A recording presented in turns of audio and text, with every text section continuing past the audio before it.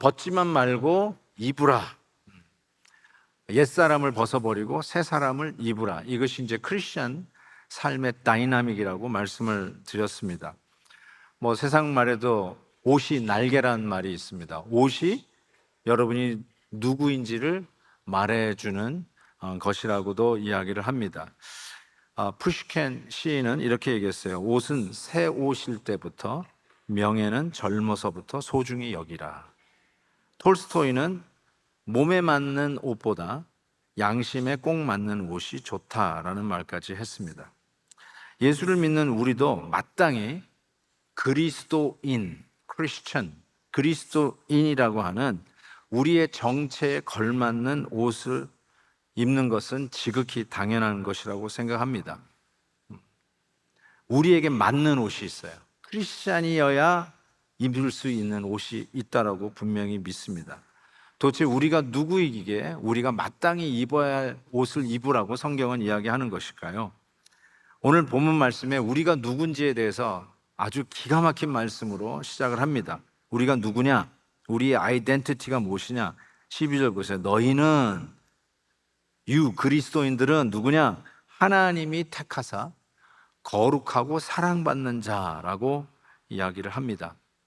그냥 일상적인 표현이라고 생각할 수도 있지만 굉장히 의미 있고 신학적인 호칭 혹은 애칭이라고 말씀드리고 싶어요. Loved ones. 제가 참 이 단어를 좋아해요. You are the loved ones. 사랑받는 자다라고 하는 이 표현인데, 그것도 단순히 그냥 뭇사람들에게 사랑받는 게 하나님으로부터 사랑받는 자다라는 이 표현은 실은 구약과 맥을 닫고 있는 호칭이라고 해도 틀리지 않을 것 같습니다. 출애굽한 백성들을 하나님께서 출애굽하게 한 이유가 무엇인가? 신명기 7장에 그 이유를 이렇게 밝히고 있어요. 너희를 택하심은 너희가 다른 민족보다 수요가 많은 연고가 아니라고 그랬어요. 이 말이 무슨 말이죠? 다른 민족과 비교해 보니까 유태인이 좀 더 탁월한 것 같아. 머리도 더 좋고 뭐 성품도 좋고, 그래서 택한 것이 아니다라고 이야기하면서 뭐라고 얘기하냐면, 여호와께서 다만 너희를 사랑하심을 인하여 너희를 택했다라는 것입니다. 이유가 우리에게 있는 게 아니라 하나님에게 있음을 분명하게 이야기합니다.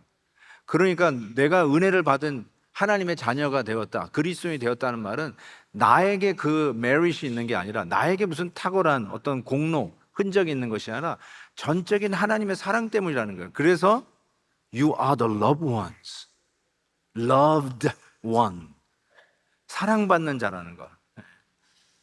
I am the beloved pastor, beloved father, beloved honey. 사랑받는 사람이라는 거. 이 loved라는 단어가 너무나 마음에 와닿습니다. 왜냐하면 하나님께서 우리를 이름만 부르는 것으로 양이 않자는 거야. 사랑받는 사람끼리는 서로 애칭을 쓰게 되어 있다라고 하지 않습니까? 저도 우리 자녀 넷을 전부 다 애칭으로 부릅니다. 한 번도 제가 뭐 이름도 제가 지었지만, 뭐 첫째는 우리 아버님이 지었지만 그 이름에 담겨 있는 뜻도 참 귀해요. 그런데 이름 가지고 어쩌면 양이 안 차. 내 사랑하는 우리 자녀들을 부르는데 그냥 이름 석자 부르는 것으로 양이 안 차. 그래서 애칭을 불러요. 지금도 뭐 편지를 쓰거나 뭐 카카오톡을 보내거나 뭐 생일을 맞이해서 축하해 주거나 할 때 저는 애칭을 부릅니다. 첫째 아이는 Sweetie Pie, 둘째 아들은 Big Heart, 셋째 아들은 The Gentle, 그리고 막내 늦둥이 딸은 The Sweetest. 지금도 그렇게 불러요. Sweetie Pie, Big Heart, Gentle and Sweetest. 왜냐하면 이름 석자가 양이 안 차. 그런데 이 마음을 하나님이 아시는지 우리를 향해서 그냥 이름 석자, 두자 혹은 넉자를 부르는 게 아니라 You are holy and loved ones. 애칭이에요, 애칭. 그게 우리 그리스도인의 모습이라는 것입니다. 그래서 이 우리의 정체, 우리의 이 호칭에 걸맞는 옷을 입어야 되는데, 오늘 말씀해 보니까 5벌의 옷을 소개해 주고 있습니다. 12절 보시니까, 후반절에 보니까 우리 사랑받는 자처럼 5벌의 옷을 입어야 되는데, 긍휼, 자비, 겸손, 온유, 그리고 오래 참음의 옷을 입으라라고 이야기를 합니다. 우리 성도들이 마땅히 하나님의 사랑받는 자녀로 입어야 할 이 5가지의 옷은 무엇일까요? 하나씩 빨리빨리 한번 확인해 보도록 하겠습니다. 첫 번째 입어야 할 옷은 긍휼의 옷입니다. compassion이라고 이야기를 하는데요. 이 compassion이라는 말은 제가 일부러 헬라어도 썼지만 이 내장이라는 말이에요. compassion, 내장. 그래서 사람의 그런 따뜻한 사랑, 이 compassion인데 그것이 이 속 깊은 데서 나온다고 믿었기 때문에 긍휼을 내장이라고 표현을 합니다. 예수님이 만약에 오늘 오신다면 어떤 사람을 찾을까라고 하는 복음성가가 있어요. 그 가사 내용이니까 하나님이 오셔서 찾는 사람은 누군가? 마음 따뜻한 사람 찾는데요. 예수님이 오시면 마음 따뜻한 사람 찾는데요. 제가 오늘 칼럼에도 썼지만 따뜻한 말이 옳은 말을 이긴다. 원래 이 책 제목이 따뜻한 말이 똑똑한 말을 이긴다라고 하는 이 MBC 앵커 우먼의 책입니다. 저는 이 책을 읽으면서 정말 감동을 했어요. 아니, 감동이라고 해도 동의했어요. 맞다. 똑똑한 말, 옳은 말, 칼 같은 말, 이것이 사회를 바꾸는 게 아니라 따뜻한 말이 사회를 바꾼다라고 생각을 합니다. 감리교의 창시자 요한 웨슬리가 미국 조지아 아틀란타, 이 조지아로 선교 가기 위해서 배를 타고 가는 길이었어요.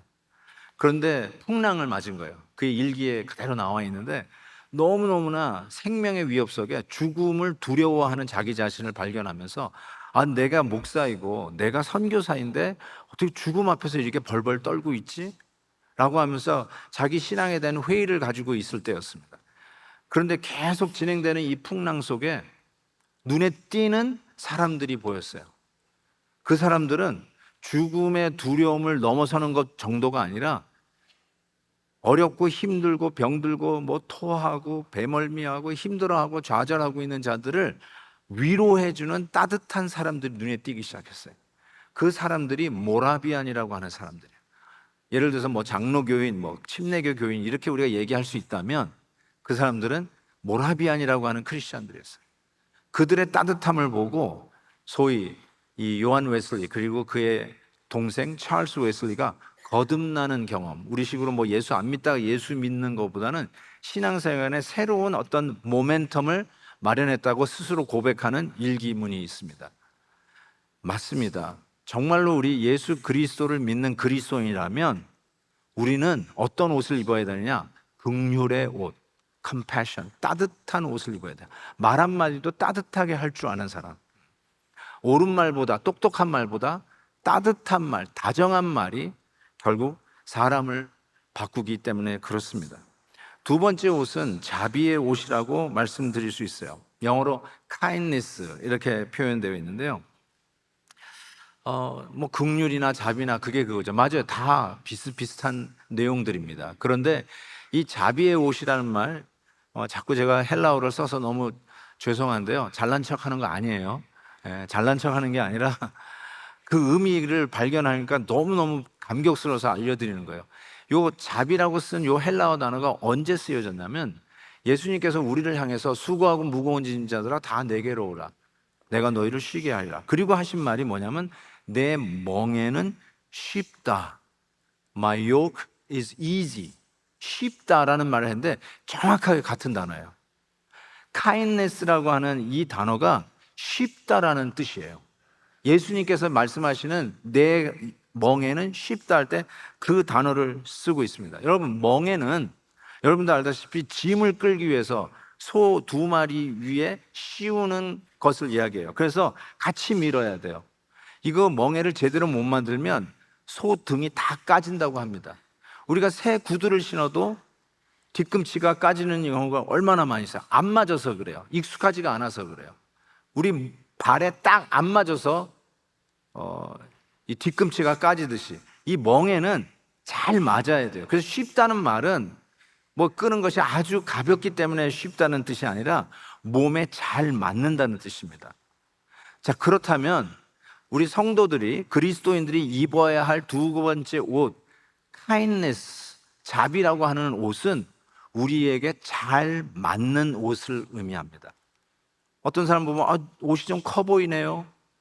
너무 꽉 껴 보이네요. 이렇게 얘기할 수 있는데 딱 맞는 옷이라는 뜻이에요. 즉 이 말은 우리 그리스도인들에게 있어서의 이 kindness, 자비 혹은 친절은 몸에 배어 있어야 된다는 뜻이에요. 몸에 잘 맞도록 배어 있는 모습이라고 할 수 있습니다. 이게 왜 중요한가라고 하는데 여러분 do me a favor, 호의를 좀 베풀어 달라. 착한 사람들은 친절하지. 이렇게 생각할 수 있는데 실은 여기에 나오는 모든 우리가 입어야 할 옷의 이름들은 man-made 옷이 아니에요. 사람이 만들 수 있는 옷이 아니에요. 그냥 좀 엑스트라 친절한 사람들, 자리 양보해 주는 사람들, 이런 정도를 얘기하는 게 아니라 God-made character라고 얘기할 수 있어요. divine character를 얘기할 수 있어요. 실은 이 단어가 저의 인생 verse라고 할 수 있는, 여러분도 다 인생 verse가 있죠. 성경에 내가 이 말씀 하나 붙들고 있는데 저는 로마서 2장 4절이 제 인생 verse예요. 거기에 나오는 말씀 중에 하나님이 우리에게 인자하심을 베풀어 주셨는데 그 인자하심을 베푸신 이유가 너로 하여금 회개하게 하심을 알지 못하느냐. 하나님이 우리에게 인자하심을 베푸는 이유가 우리로 하여금 회개케 하심이에요. 저때 인자하심이 kindness, 똑같은 단어예요. 하나님이 저 친절을 우리에게 베풀어 주신 이유가 뭐냐면 우리로 하여금 좋다, 행복하다 이게 아니라 우리로 하여금 회개하게 하십니다. 잠언 말씀으로 우리가 큐티를 하면서 또 우리가 생각해 봤던 말씀이 우리가 왜 사람들에게, 주위 사람들에게 친절을 베푸는가, 왜 우리가 이런 인자함을 베풀어야 되는가, 그러면서 그것이 원수의 머리에 숯불을 쌓는 것과 같다라고 얘기했어요. 제가 로마서 강해를 한번 한 적이 있어요. 세상의 역사를 바꾼 복음 하면서 로마서 강해를 종교개혁 500주년을 맞이하는 해에 제가 로마서 강해를 했습니다. 그때도 이 부분을 다루었어요. 로마서에서 나오는 우리가 친절을 베푸는 것은 마치 원수의 머리에 숯불을 쌓는 것 같다. 이게 잠언 말씀에도 나오잖아요. 이게 무슨 뜻일까요? 숯불을 사면 머리가 뜨거워지잖아요. 얼굴이 붉어지는 거예요. 내가 한 행동대로 되갚음을 받으면은 주목이 날라와야 하는 것이 마땅한데 우리 성도들은 주목을 날리는 게 아니라 오히려 kindness, 인자함을 베푸는 거예요. 그 인자함을 베푸는 것이 그 원수 머리에 숯불을 쌓는 거예요. 얼굴이 붉게지는 거예요. 부끄러워지는 거예요. 고로 회개하게 하는 거예요. 하나님이 우리에게 인자하심을 베푸신 이유가 우리로 하여금 회개케 하는 것이듯 우리 성도들이 마땅히 입어야 할 두 번째 옷, kindness. 이 kindness라고 하는 옷은 우리가 힘이 없어서 어쩔 수 없어서 그냥 꾹 참고 말지, 이게 아니라 하나님께서 원수의 머리에 숯불을 쌓아라. 그들로 하여금 부끄럽게 해서 회개케 하라. 우리들의 친절이 실은 사람을 바꿉니다. 우리가 몽둥이로 너 한 대로 내가 갚아줄 거야, 너 나한테 이렇게 했어, 너 맛 좀 봐 하고 두들겨 패면 회개할 것 같죠? 아니라는 거예요. 친절을 베풀 때 실은 원수의 머리 위에 숯불을 쌓는 것 같은 효과, 진정한 변화가 거기서 온다라고 말씀하는 것이죠. 그래서 우리 성도들은 compassion, 긍휼의 옷과 이 자비의 옷을 입는 것, 이것이 성도로서 그리스도인이라고 하는 아이덴티티를 가진 자들이 마땅히 입어야 할 옷이라는 거예요.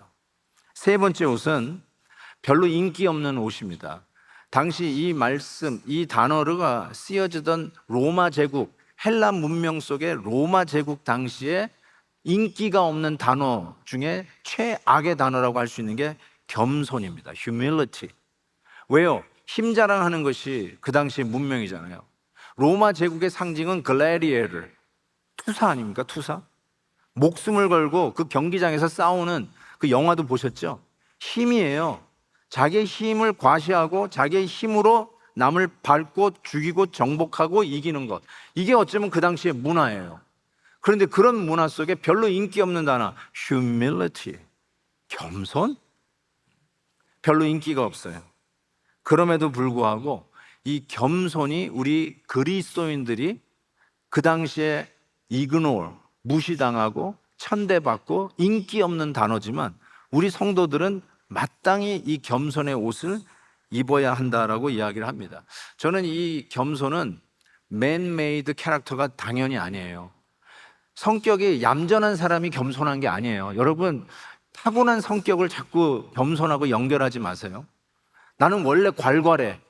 그래서 나는 겸손하지 않아. 아니에요. 괄괄한 겸손이 있어요. 얌전한 교만도 있어요. 그러니까 겸손은요, man-made가 아니에요. It's a divine character예요. Divine quality of human character. 하나님이 주시지 않으면 있을 수 없는 인품, 그것이 겸손이라고 저는 생각합니다. 오해하지 마십시오. 겸손은 열등감이 아닙니다. 난 못해요. 아유, 제가 안 합니다. 아유, 저는 그런 거 안 해요. 이게 겸손이 아니에요. 열등감이 겸손이 아닙니다. 오히려 열등감은 당당함입니다. 비굴함이나 억지로 하는 노역과 같이 일하는 것이 겸손이 아니라 오히려 나의 나됨을 밝히는 게 부끄럽지 않고 나의 나됨을 인정하는 당당함과 자신감과 자유함이 겸손입니다. 그것이 이 시대를 just like a hot knife cutting through butter, 뜨거운 칼이 바다를 가르듯이 살아가는 성도의 모습이에요. 그게 겸손입니다. 그래서 우리 성도들에게 있어서 이 겸손을 통해서 복음이 이 채널이 돼요. 겸손이라고 하는 이 채널을 통해서 복음이 수출되고 땅끝까지 간다고 저는 그렇게 생각합니다.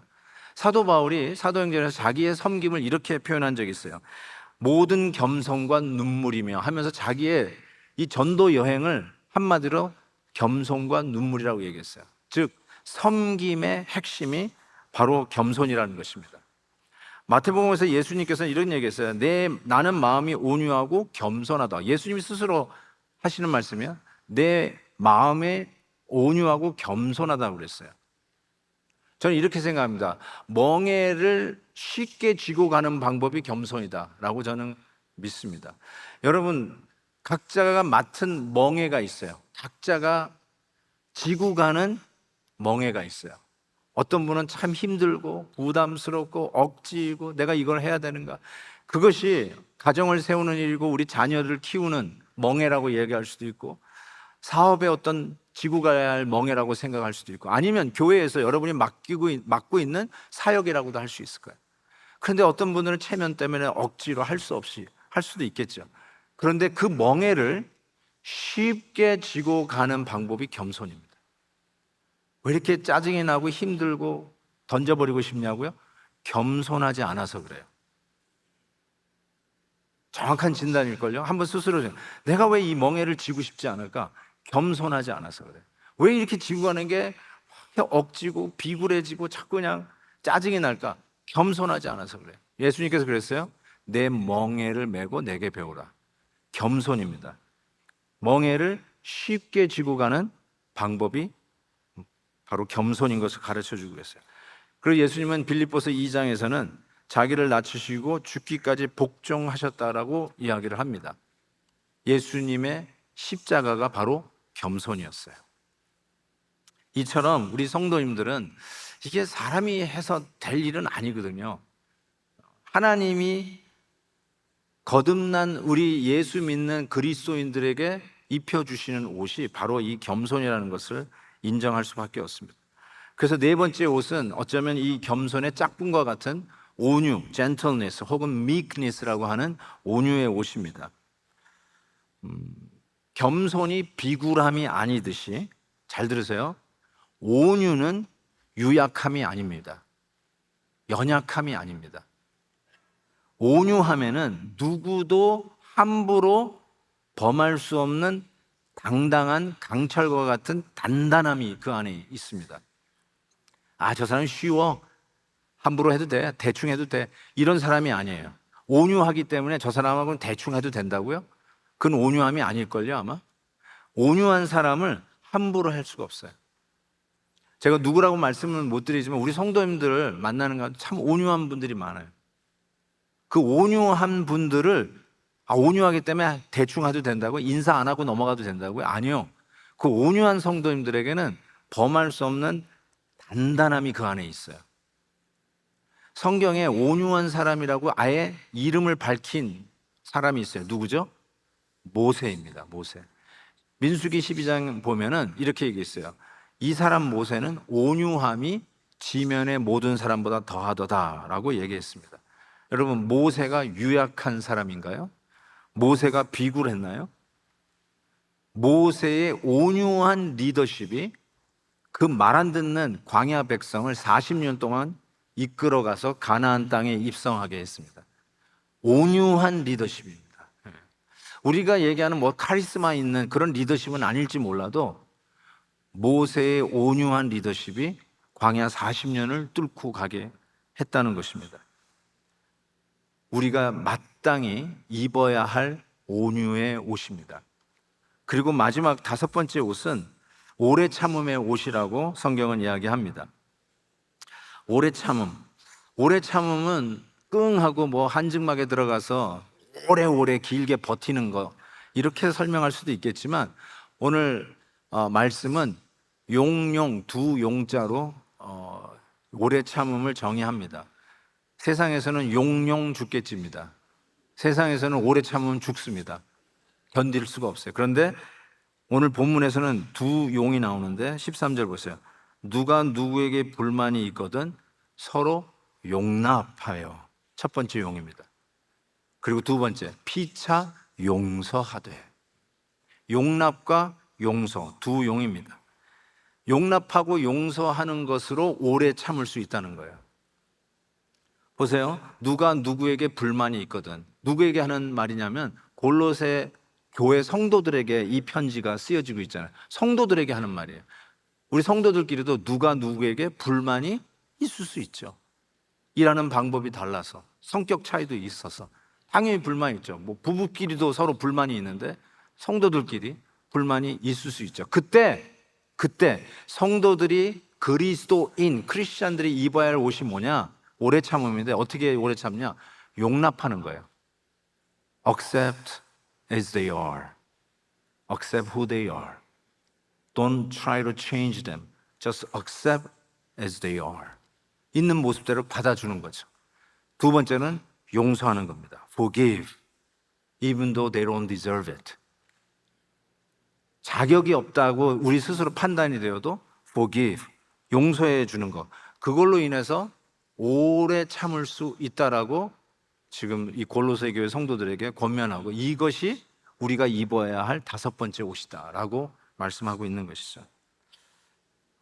저는 그런 의미에서 두 가지로 정리해 봤어요. 오래 참음은 교회를 향해서 이렇게 주시는 것 같아요. 교회란 서로의 불만을 용납하는 공동체이다.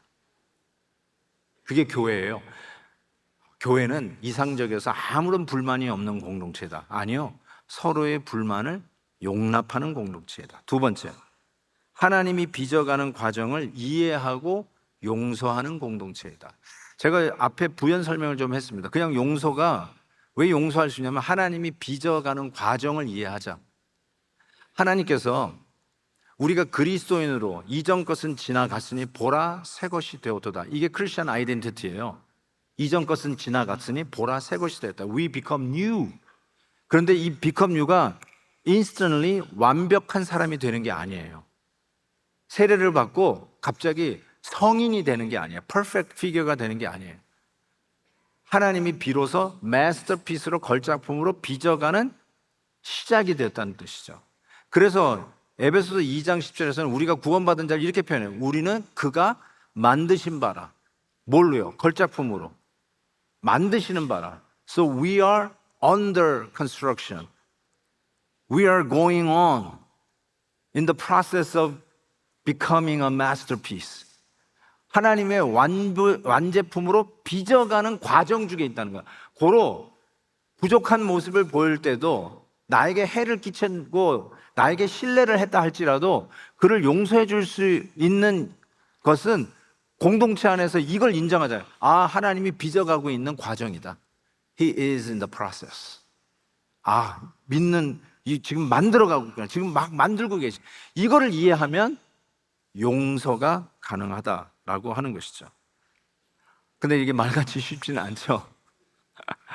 그래서 제가 목사님들 이렇게 만나면 요즘 챗 GPT 쓰는 것이 화제입니다, 솔직히. 심지어는 설교도 챗 GPT로 만들 수 있다는 거예요. 와. 그리고 뭐 급하게 하면 그렇게도 할 수 있겠다 싶은데 저는 아직 한 번도 챗 GPT를 써본 적이 없습니다. 뭐 이건 자랑이 아니라 아마 누가 들으면 아직도 목사님 한참 비하인드, 뒤처져 계시네요, 이렇게 이야기하실 수 있는데, 그 생각이 나가지고 한번 챗 GPT를 한번 써봤어요. 이걸 썼어요. 누가 누구에게 용서를 하는 겁니까? 하고 물어봤어요. 처음으로 제가 한번 써봤는데 제가 읽어드릴게요. 챗 GPT 뭐라고 얘기했냐면요, 용서는 피해자가 가해자에게 베푸는 것인데 가해자는 자기 잘못을 인정하고 뉘우쳐야 용서를 받을 수 있습니다. 또한 다시는 같은 잘못을 되풀이하지 않겠다는 의지를 보여주어야 하며 자신의 부족함을 깨닫고 인격적으로 더욱 성숙의 길로 나아가는 계기로 삼는 모습으로 나타나야 용서를 받을 수 있습니다. 읽으면서 제가 용서는 우리가 할 수 있는 게 아니구나 결론을 내렸어요. 챗 GPT가 정확하게 그 얘기하는 것 같아요.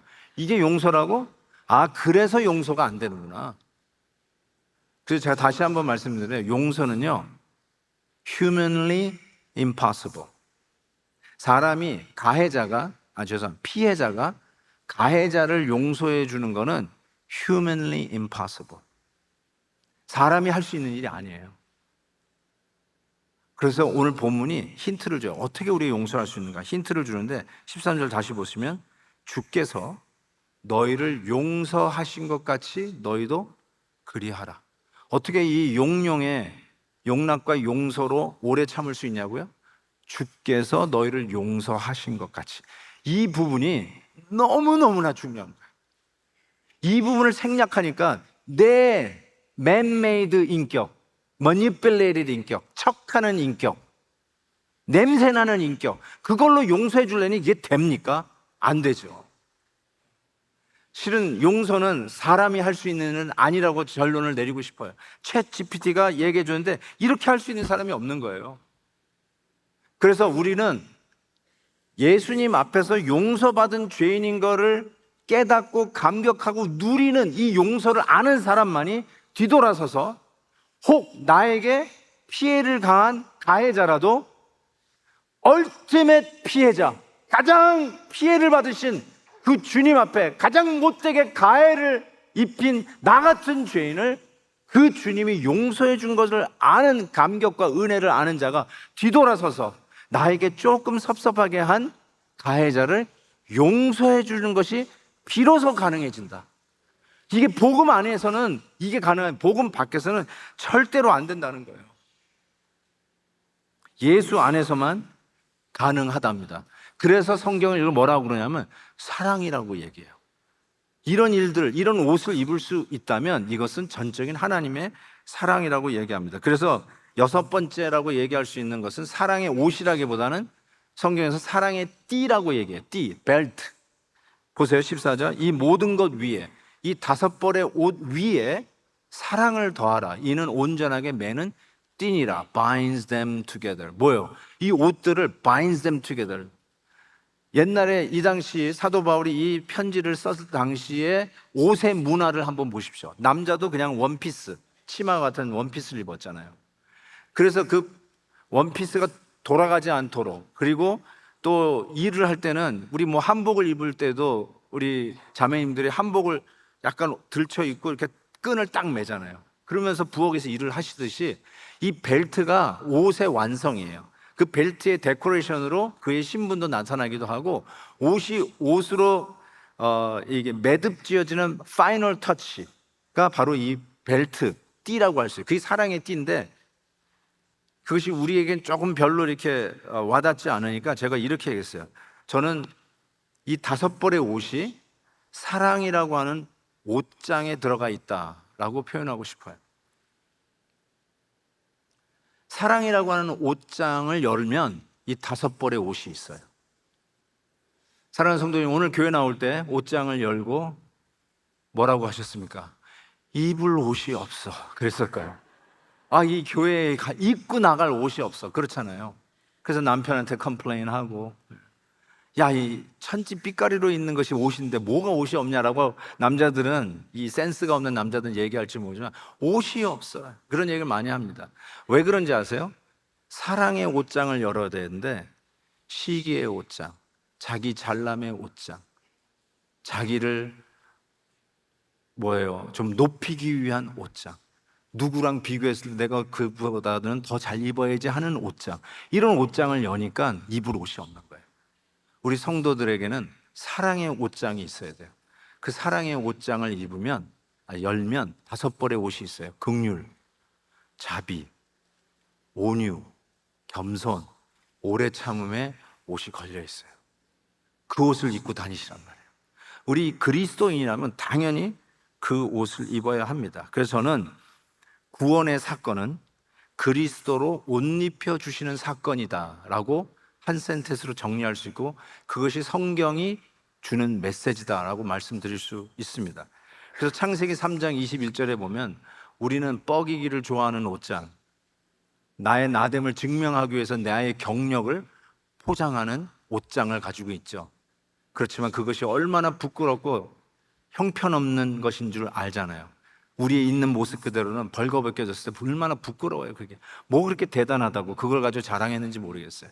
그래서 하나님이 우리를 구원하시기 위해서 하신 일은 옷 입혀주는 것부터 시작했어요. 여호와 하나님이 아담과 그의 아내를 위하여 자기 나름대로 가린다고 하는 무화과나무 잎으로 만든 그것으로 가렸지만 찢어졌잖아요. 그걸 가려지지 않나. 그래서 가죽옷을 지어 입히시는 순간부터 구원의 사건은 시작이 됩니다. 옷 입혀주시는 것이 구원의 사건이구나. 그래서 에베소서 4장에서는 너희는 유혹의 욕심을 따라 썩어져가는 구습을 쫓는 옛사람을 벗어야죠. 이제 입어야 되는데 새 사람을 입으라 라고 분명하게 말씀하십니다. 예수님께서 이 옷 입는 얘기를 천국 비유하고 한번 하신 적이 있어요. 천국은 어떤 것이냐, 임금이 자기 아들을 위해서 베푼 혼인잔치와 같다라고 설명하시면서 초대를 했는데 안 오니까 길거리로 나가서 사람을 채우라 그랬어요. 그래서 종들이 나가가지고 임금의 아들의 혼인잔치에 손님들을 다 초대했어요. 그래서 드디어 이렇게 꽉 혼인잔치에 사람들이 모인 거예요. 그 임금이 그 잔치집에 딱 나타나는 순간에 한 사람이 눈에 딱 띄었어요. 누가 띄었는지 아세요? 옷을 제대로 입지 않은 한 사람이 딱 눈에 띄었어요. 보세요. 예복을 입지 않은 한 사람이 눈에 띄었어요. 여러분 뭐 결혼식이나 무슨 콘서트나 어디에 초대받았을 때 여러분 복장에 대해서 신경 쓰잖아요. 어떻게 해야 되죠? 세마이 캐주얼? 아니면 정장? 턱시도? 물어볼 수 있잖아요. 그래서 그 장소에 걸맞는 옷이 있어요. 하나님의 나라, 천국을 예수님 뭐라고 하냐면 혼인잔치에 초대받은 자리와 같다. 그런데 거기에 예복이 있는 거예요. 옷을 제대로 안 입는 사람, 딱 이 임금이 지적을 하는 거죠. 결과가 뭔지 아세요? 뭐라고 얘기해요?